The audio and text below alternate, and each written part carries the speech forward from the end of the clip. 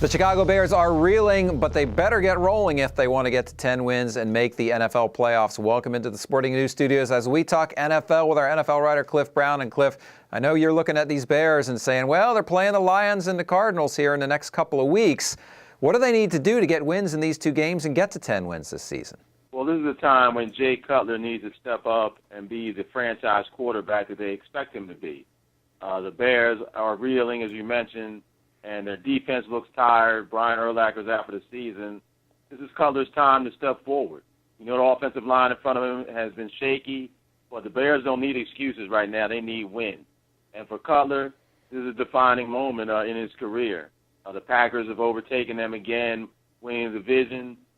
For Cutler, the Packers are going to be an obstacle that he has to get past, not only this year, but in years going forward. So if Cutler is going to be the franchise guy that the Bears expect him to be, he needs to deliver in situations like this.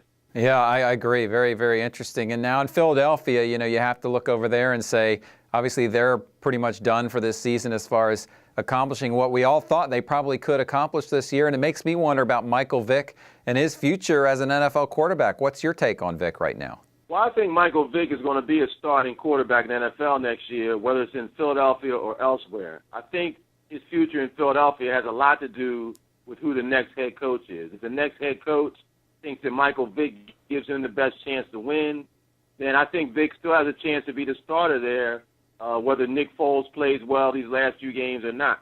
However, if the Eagles decide to move on, either because the coach thinks it's the best move or contractually the Eagles don't want to pay Vick all the money he's due next season, then I think Vick will definitely have some opportunities out there. His name is already being linked as a possible place in Buffalo or in New York with the Jets. So those are at least two possibilities for Vick. And when I look around some of the bad quarterback play in the league in places like Kansas City and in places like Arizona, I don't think that Michael Vick is still not good enough to be a starting quarterback in the NFL. His main problem the last couple of years has been staying healthy. But part of that problem has been the poor offensive line he's played behind in Philadelphia. If you put Vick behind a better offensive line, give him some weapons, then I still believe that he has a chance to be an effective starter, and I think he will be starting somewhere next season.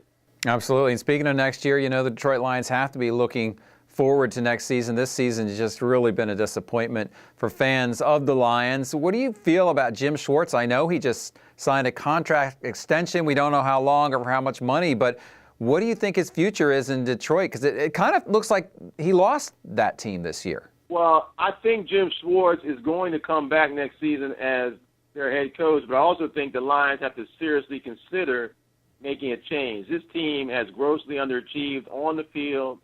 They've had issues with players both on the field and off the field. And last week, losing to the Cardinals, the Lions looked like a team that had tuned out its head coach. And if that's the case, I think the Lions have to seriously consider about making a change. Schwartz, up until this year, everything was going pretty well in Detroit. The team was getting better and better every season. They made the playoffs last season for the first time in a long time.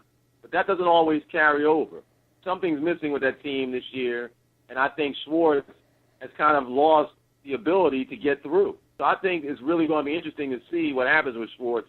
I think he will be back, but again, I think part of that is because timing is everything, and he's fortunate that he signed a contract extension at the right time, and it will cost the Lions quite a bit of money to let him go. Once you've had the team go off in another direction, if he does come back, how does he get things pointed back in the right direction and change the sort of momentum of that team? I think it's important that Jim Schwartz sit down with two guys who should be leaders on that team, Matthew Stafford and Calvin Johnson. These guys are the future of the Lions. If they're ever going to do anything, they're going to be at the heart of making it go.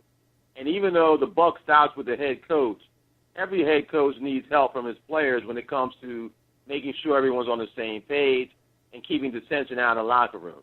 I think Schwartz needs to have Stafford and Johnson take a bigger role in being allies with him if this is going to work in Detroit, whether it's with Donald Gunsu or any other Lions player who gets in trouble.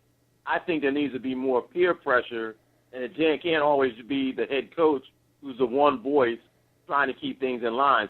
No doubt about it. All right, Cliff, thank you so much for your time today. Really do appreciate it. Thanks for having me, Thomas.